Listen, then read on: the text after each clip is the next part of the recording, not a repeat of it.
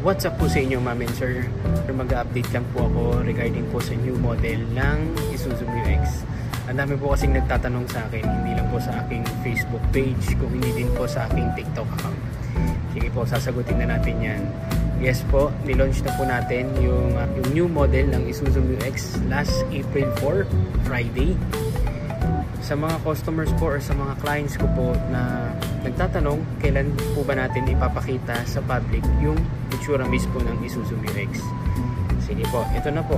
Papakita po natin yung new model ng Isuzu MU-X sa darating po na MIAS or Manila International Auto Show sa World Trade Center po sa April 10 to 13. Anong araw po yun?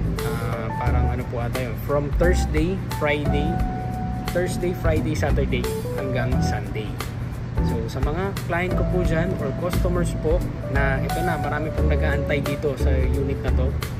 Kung gusto nyo po siyang makita ng actual, kung ano ba yung mga nabago, kung ano ba yung bagong itsura ng Isuzu MU-X, pwede po kayong bumisita. Hanapin nyo lang po ako, Andre Delfin. Ito rin po yung aking number. Yun lang po. Salamat po.